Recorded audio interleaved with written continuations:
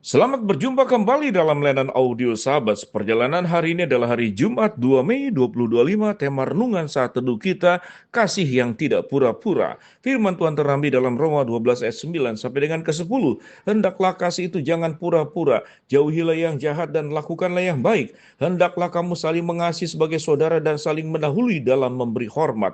Mari kita berdoa. Bapa dalam surga, kalau Engkau sudah mengasihi dengan ketulusan, dengan kemurnian, ajar kami untuk belajar mengasihi seperti Engkau mengasihi dengan ketulusan dan kemurnian dan bukan kasih yang pura-pura. Dalam nama Tuhan Yesus kami berdoa. Amin.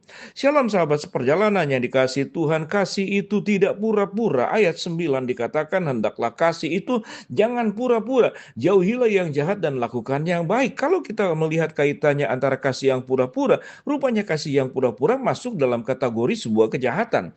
Kalau kita boleh mengatakan, mengapa kasih yang pura-pura itu kejahatan? Berarti ada kebohongan. Kalau pura-pura itu tidak genuine, kalau pura-pura itu tidak asli, kalau pura-pura itu tidak orisinil, kalau pura-pura itu tidak apa adanya. Sehingga seluruh kepura-puraan pada prinsipnya itu menipu orang lain.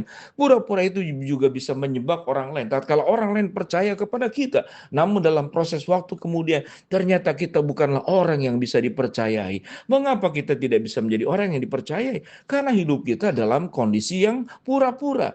Pura-pura baik artinya tidak baik. Pura-pura mengasihi artinya tidak rela mengasihi. Pura-pura sopan, sesungguhnya hatinya tidak santun kepada orang lain. Itu yang dimaksud dengan pura-pura. Pura-pura adalah kategori kepalsuan. Dan seluruh kepalsuan itu kategori pembohongan. Kalau kategori pembohongan, itulah sifat daripada iblis. Iblis itu pembohong dan pembunuh manusia sejak mulanya. Kata pembohong dikaitkan dengan pembunuh.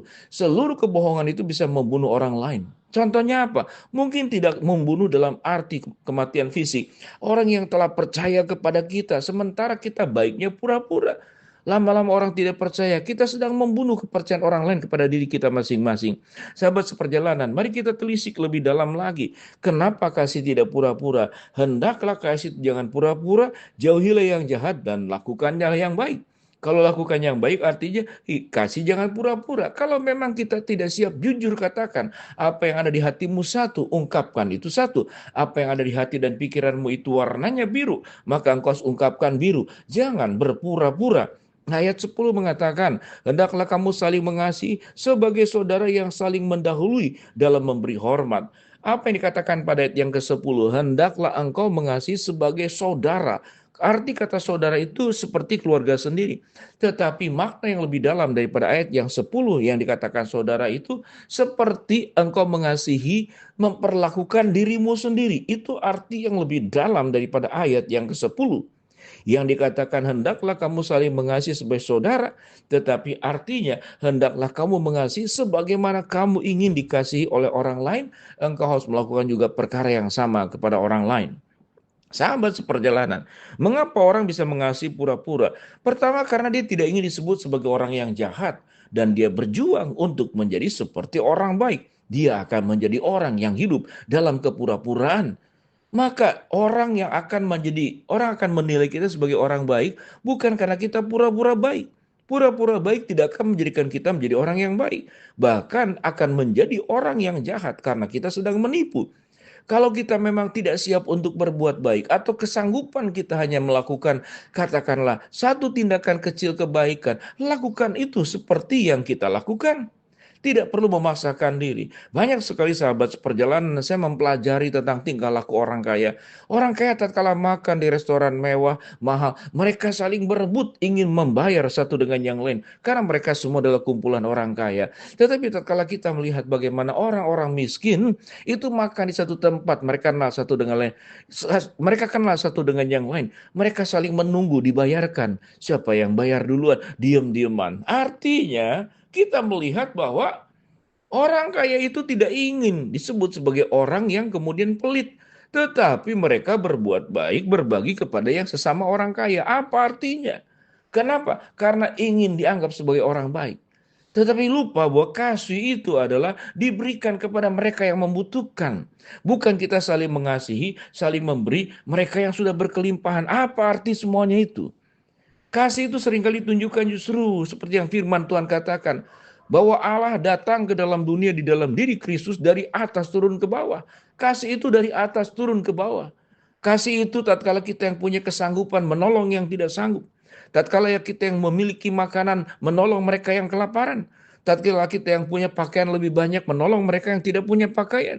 Tatkala kita sebagai orang merdeka, orang bebas, kita menjenguk mereka-mereka yang ada di dalam tawanan, yang ada di lapas, yang ada di penjara, dengan kasih setia Tuhan, dengan kunjungan-kunjungan yang dikelola dengan baik. Itulah kasih.